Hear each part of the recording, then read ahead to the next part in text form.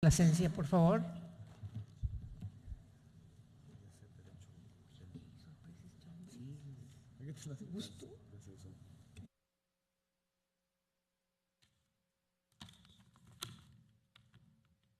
Buenas tardes, doctor. Pues vamos muy atrasados. Tenemos que agradecerles a todos ustedes su paciencia. Y pues bienvenido al Senado. Tiene usted 5 minutos de una intervención general, por favor, y posteriormente pasaremos a las preguntas y en ese momento tomará usted una pregunta a la sociedad civil que se encuentra en la urna transparente a su derecha. Acá están los relojes para que pueda verificar su tiempo, si es tan amable. Muchas gracias. Senadoras, senadores, público en general, amigas y amigos de los medios, muy buenas tardes a todas y a todos. Como saben, en México vivimos hoy una muy desafortunada paradoja. Tenemos el mejor marco jurídico de nuestra historia, uno de los más grandes sistemas de defensa y protección a los derechos humanos del mundo, un presupuesto que rebasa los 1,000 millones de pesos para operarlo, y sin embargo, estamos viendo la peor crisis en la materia en las últimas décadas. Desafortunadamente, en derechos humanos, estas crisis se miden en ejecuciones, en desapariciones, en torturas y en vejaciones, propiciadas, toleradas o consentidas por el poder, y peor aún, también se miden en la falta de respuestas a las víctimas. Los casos más recientes, Tlatlaya y Ayotzinapa, solo representan una muestra de lo que acontece en muchas otras regiones del país. Que las autoridades sean indiferentes al dolor de las víctimas es inaceptable, pero que sean ellas mismas quienes secuestran, asesinan, encubren y torturan es absolutamente indignante. Por esta razón, luego de mucho pensarlo, decidí participar. En este contexto de violencia, incertidumbre y desconfianza institucional, buscar la CNDH debe implicar, para cualquiera que aspire a ello, un compromiso moral.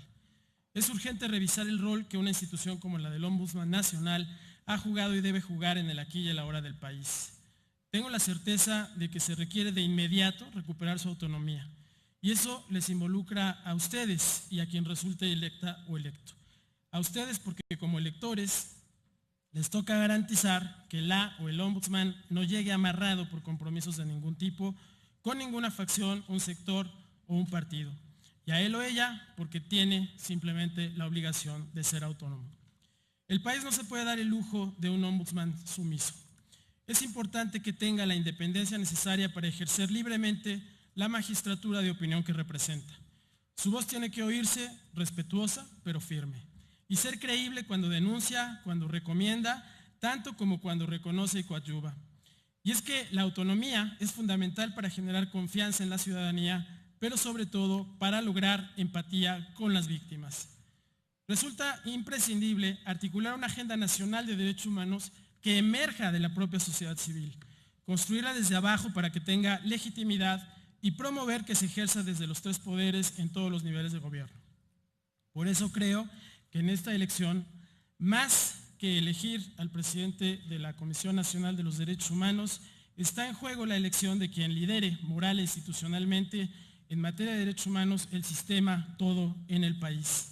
Al lado de las organizaciones de sociedad civil, al frente del sistema Ombudsman Nacional y de cara al Estado en su conjunto, para que las y los servidores públicos cumplan sus obligaciones y deberes constitucionales con perspectiva de derechos humanos. Estoy convencido de que cuando se mira los derechos humanos desde una instancia pública hay que tener visión de Estado, pensar sistémicamente y transdisciplinariamente. Se requiere una mirada comprensiva de los problemas y de las soluciones posibles en un esquema multidimensional de corto, mediano y largo plazo. Cuando mi equipo y yo llegamos a la CDHDF, tomamos una comisión muy prestigiada y la llevamos todavía más lejos. Consolidamos la presencia de un ombudsman local a nivel nacional e internacional. Ejercimos un mandato amplio, una intensa actividad desplegada con una visión comprensiva de nuestro ámbito de influencia, empoderando víctimas, construyendo ciudadanía, generando sinergia, siempre alrededor de una visión estratégica y no solo jurídica o formalista del potencial de los derechos humanos. Mi capacidad para formar equipo, para conducirlo y para sensibilizarlo a favor de las personas está probada y sigue vigente. Dirigí una institución que constituye un caso de éxito, que contrastó notablemente con el resto de las comisiones de derechos humanos del país y que la superó por mucho. Lo que hice ahí puedo hacerlo ahora desde la Comisión Nacional. Lo más importante es que lo que nos motiva, tanto a mí como a mi equipo de trabajo, es volver a poner nuestro talento, nuestras habilidades y nuestras ganas al servicio de las víctimas, en aras de contribuir con la construcción de paz y de una sociedad que encuentre en los derechos humanos la esencia de su propia dignidad. No soy un hombre de poder, pero sé usarlo para empoderar a quien lo necesita. Lo hice antes y sé perfectamente bien cómo hacerlo ahora. En mi experiencia y buenos resultados, baso mi idoneidad para dirigir la Comisión Nacional de Derechos Humanos. Senadoras, senadores, se dice por todas partes que esta será una decisión política. Pues creo que este es un buen momento para darle altura a la política.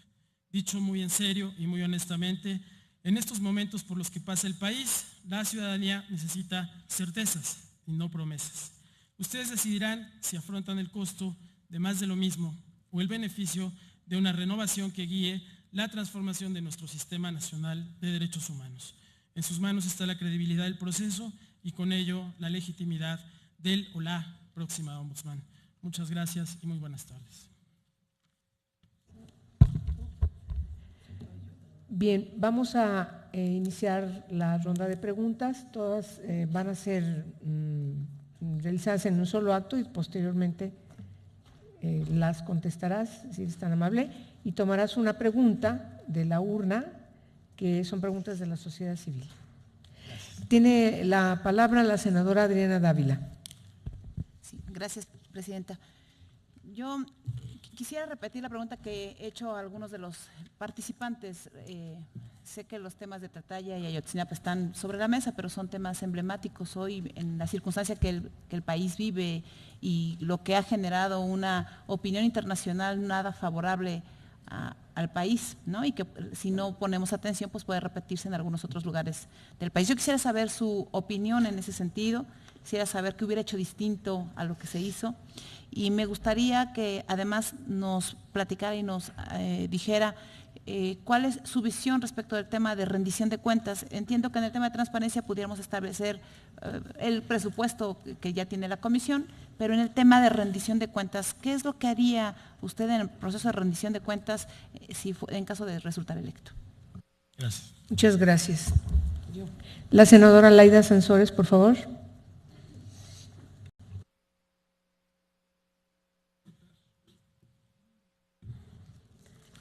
Doctor González Plasencia, me gustó su trabajo, aprecio su valor, su independencia demostrada en los hechos. Como presidente de la Comisión de los Derechos Humanos aquí en el Distrito Federal, cuando leo textual y atiendo este proceso sin acudir al cabildeo, porque es imprescindible que quien asuma la presidencia de la Comisión Nacional de los Derechos Humanos comience su labor sin deberle nada a nadie, sin ningún tipo de atadura que pueda provenir de compromisos derivados del apoyo recibido. Me encanta. Yo solo le preguntaría porque su trabajo y sus recomendaciones en un momento crítico, cuando los hechos de la represión del 1 de diciembre del 2012, que me parecieron muy valientes, usted vivía por esos momentos, era un momento estelar en su ejercicio profesional. Y cuando se esperaba que fuera usted reelecto, hay una curiosidad ciudadana, digámosle así, curiosidad de mujer, ¿por qué no aceptó la reelección?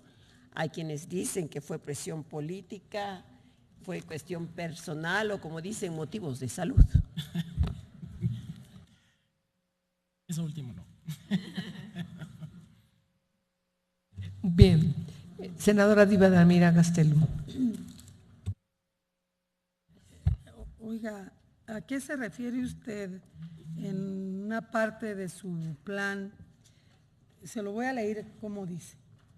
Dice, convocar de manera amplia e incluyente a las organizaciones de la sociedad civil y lo que a mí me preocupa es lo que sigue, y desistirse de litigios existentes en contra de organizaciones de la sociedad civil o personas defensoras de derechos humanos. ¿Qué es eso?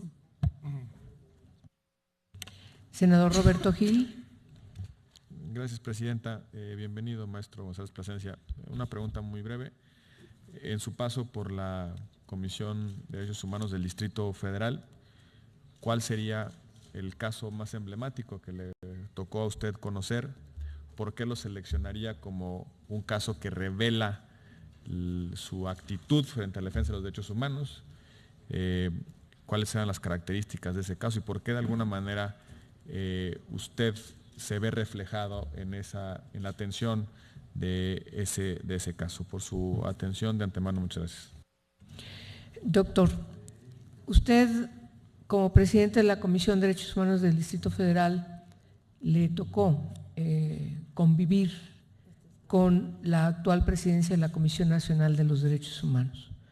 ¿Nos puede platicar brevemente, y esa es mi pregunta, qué fue lo que aconteció que ambas comisiones tan emblemáticas no hubiesen dado una impresión, una imagen pública de una coordinación efectiva poniendo el interés superior de las víctimas de manera relevante?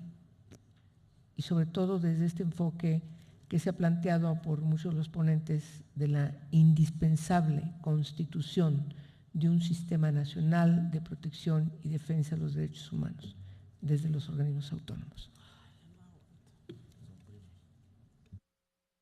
Le pido que tome una pregunta de la sociedad civil y la pueda leer en voz alta y posteriormente en una sola intervención nos conteste todas las preguntas. Ojalá que lo pueda hacer de manera sintética. Gracias. Gracias, senadora. La pregunta es: ¿cómo actuaría la Comisión Nacional de Derechos Humanos para garantizar el derecho a la verdad en violaciones graves a derechos humanos? Bueno, comienzo entonces. Yo quiero empezar diciendo que los casos de Tlatlaya y de Ayotzinapa nunca debieron ocurrir. Son ahora la punta del iceberg, han sido notorios, pero no son los únicos, desafortunadamente, y hemos tenido en el país, en los últimos 10 años por lo menos, muchos focos amarillos que debieron alertarnos para que estos casos no ocurrieran. Dado que ocurrieron, me parece que la función de la Comisión Nacional de los Derechos Humanos era estar ahí inmediatamente, era atenderlos de manera inmediata, directa, al lado de las víctimas, sin precipitaciones, porque creo que en casos como estos es muy delicado precipitar cualquier valoración. Primero hay que saber qué es lo que está ocurriendo y hay que tener siempre claro que la carga de la prueba en estos casos la tiene la autoridad. Por eso es importantísimo estar, primero que otra cosa, al lado de las víctimas. Y me parece también que más allá de la función de defensa que tiene la Comisión Nacional, es importantísimo entender que hay una función de prevención, de presencia en todos estos lugares que requieren de trabajo que permita recomponer, digamos, o por lo menos identificar las rupturas del tejido social donde se dan, para que en su caso se den las alertas necesarias. Yo creo honestamente que estos dos casos representan situaciones que nunca debieron ocurrir. Sobre el tema de la rendición de cuentas, creo que una comisión de derechos humanos en general, las instituciones de Estado, pero con más razón una institución ombudsman, tiene que partir del principio de máxima publicidad. La rendición de cuentas tiene que ser proactiva, ¿no? No basta con responder a las preguntas que se hacen desde la sociedad a través de los mecanismos de transparencia. Esta rendición de cuentas tiene que ser de tal manera que la gente, con meterse a la página de la institución, pueda ver claramente en qué se gasta el presupuesto, cómo se gasta, cómo se ejerce cada peso que la institución tiene, cómo se emplea.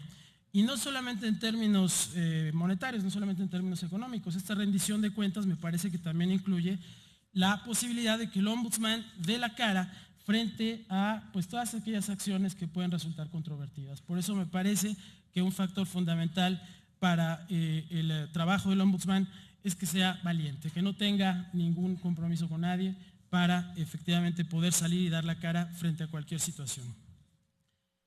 El 1 de diciembre, senadora Sansores, pues fue un caso muy interesante. Probablemente le respondería también, senador Gil, con este caso, porque me parece que fue emblemático por muchas razones. Tuve la fortuna, de verdad que tuve la fortuna de trabajar varios casos en la Comisión de Derechos Humanos del Distrito Federal que son muy conocidos a nivel nacional. El caso News Divine lo dirigí yo, la investigación la dirigí yo. Y luego el caso Supervía, que es emblemático también por lo que significó. Y desde luego este caso 1 de diciembre, que me parece que demuestra cómo es posible hacer una investigación perfectamente bien hecha, ¿no? Es decir, con toda la evidencia concatenada, con una argumentación muy sólida, de manera tal que era incontrovertible el resultado que obtuvimos. Como ustedes recordarán, se criticó mucho en su momento a la comisión por haber intervenido, pero demostramos, puntualísimamente demostramos, que se detuvo a personas que no tuvieron nada que ver con los hechos y que se dejó afuera a quienes sí tuvieron que ver con esos hechos. Y la intervención de la comisión era fundamental, porque si no intervenimos, ahorita y por muchos años más, habría personas en la cárcel, habría jóvenes en la cárcel acusados de un delito sumamente grave. Creo que ese caso es emblemático, en efecto, por todo lo que representó, por la proximidad con las víctimas, por los resultados que tuvo, ¿no? Y porque fue un caso, insisto, muy bien investigado. ¿Por qué renuncié a la posibilidad de la reelección? Porque se dio un momento, senadora, en el que la valoración que se estaba haciendo no era una valoración sobre mi trabajo. Hubo previo a ese momento una valoración de la Comisión de Derechos Humanos de la Asamblea que fue positiva. Hubo un amplísimo apoyo social, más de 400 cartas de apoyo entre organismos de la sociedad civil, embajadas, personalidades de la vida pública, que no fui yo a pedir la firma, ¿no? Sino que estaban respaldadas, y siempre lo dije, cada una de esas cartas estaba respaldada en un trabajo conjunto con todos quienes apoyaron. Entonces, cuando ya, digamos, yo en un texto lo puse, que titulé estulticia o malicia, ¿no? Porque cuando empieza a haber otro género de argumentos, me parece que no hay razones para debatir, y entonces tomé la decisión efectivamente de renunciar a la reelección. Senadora Gastelum, me parece que uno de los elementos que puede generar legitimidad a la comisión es el trabajo con las organizaciones. Eso hicimos en la Ciudad de México. Convocamos a una amplia red de organizaciones de sociedad civil y el propósito era definir la agenda, una agenda ciudadana de derechos humanos que nos hace mucha falta. Esa agenda ciudadana tiene que ser compatible desde luego con los programas que hay en el Estado, el Programa Nacional de Derechos Humanos y otros programas más, pero es importante conocer el sentir de las personas, es importante conocer el sentir de la gente y sobre todo de las organizaciones que en este país tienen una amplísima experiencia en materia de derechos humanos. Yo puedo decirle que muchas de esas organizaciones hacen un mejor trabajo que muchos de los organismos públicos, y por eso hay que convocarlos y por eso hay que formular esta agenda conjunta. Sobre los litigios, desafortunadamente, en la actual administración de la Comisión Nacional, se han dado casos en los que el Ombudsman ha litigado contra personas defensoras de derechos humanos o contra organizaciones de la sociedad civil que se han amparado contra sus resoluciones. Me parece que no puede darse una situación de esta naturaleza. El Ombudsman no puede reaccionar así. Si se equivocó, tiene que reconocerlo. Y si no, me parece que hay otros mecanismos para no minar la autoridad moral de la institución con situaciones como estas. Senador Gil, bueno, ya le decía, este caso, por supuesto, el del 1 de diciembre, puedo citarle también el de la Supervía. Yo creo que una de las experiencias más importantes de mi vida es que cuando presentamos la recomendación de Supervía, las y los peticionarios se pararon detrás de nosotros para apoyar esa recomendación. Creo que el trabajo que hicimos en aquel momento fue un trabajo No se trataba de una tortura, no se trataba de uno de estos casos gravísimos de violaciones a derechos humanos, pero se trataba de una circunstancia que ponía en riesgo la Ciudad de México, el medio ambiente de la Ciudad de México, los derechos culturales de un grupo de personas que fueron afectados. También creo que ese sería, sin duda, un caso emblemático de los que me tocó ver. ¿Qué aconteció, senadora de la Peña, para no coordinarnos con la Comisión Nacional? La Comisión Nacional y la Comisión de Derechos Humanos del Distrito Federal siempre tuvieron comunicación. Siempre hubo coordinación en los casos, siempre hubo un trabajo conjunto, igual que con el gobierno de la ciudad, ¿no? Creo que donde no coincidimos fue en que yo diría que mientras que la Comisión de Derechos Humanos del Distrito Federal tenía una visión amplia de su mandato, la Comisión Nacional de los Derechos Humanos siempre tuvo una visión extremadamente formalista, ¿no? Entonces había ahí un desencuentro. Nosotros pensábamos que podíamos ir más allá y que si nos coordinábamos con los demás, como lo hicimos, hay ejemplos muy claros en donde pudimos coordinarnos hasta con 15 comisiones locales de derechos humanos y logramos cosas muy interesantes, por ejemplo, en materia de migración. Pero cuando empezábamos a encontrar que la Comisión Nacional se molestaba por eso, bueno, pues entonces ahí no hay manera de trabajar conjuntamente, ¿no? Entonces, creo que el ánimo siempre estuvo para trabajar. Yo siempre dije que la Comisión de Derechos Humanos será una comisión local con una vocación global, ¿no? Que lo que podíamos trabajar para la Ciudad de México podía servir también para el país. Y pues lo refrendo ahora, ¿no? Creo que efectivamente ese sistema al que muchos de nosotros nos hemos referido, hoy es un sistema que no sirve para nada, ¿no? Que está muerto, que hay que reactivar, que hay que poner a trabajar con proyecto, ¿no? No es nada más un sistema de amigos o un mecanismo para hacer turismo por el país, ¿no? Tiene que ser un sistema que efectivamente genere resultados. Leo nuevamente la pregunta: ¿cómo garantizar el derecho a la verdad en violaciones graves a derechos humanos? Bueno, yo creo que el derecho a la verdad involucra la posibilidad o la necesidad de ser absolutamente abierto de cara a las víctimas, con respeto pleno a aquellas cuestiones que desde luego a las propias víctimas tienen derecho a saber, pero no el resto de la ciudadanía. Creo que hay que hacer una diferencia muy clara ahí entre quiénes son los destinatarios de este derecho, quiénes son los sujetos de este derecho, que son sin duda las víctimas.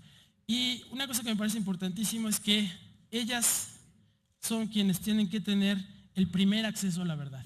Es inconcebible, casos ha habido, desafortunadamente muchos casos, en los que las personas se enteran por los medios de comunicación de los avances, ¿no? De los hallazgos, y desafortunadamente no en todos los casos eso corresponde con la verdad. El derecho a la verdad me parece el primer derecho que tiene una víctima, incluso ellas mismas así lo plantean, a veces más que buscar castigo, ¿no? De los responsables, lo que quieren es saber qué es lo que pasó. Y creo que en el contexto de desapariciones que estamos viviendo hoy en el país, este derecho a la verdad se torna fundamental. Muchísimas gracias. Muchas gracias, doctor González Plasencia, por su participación.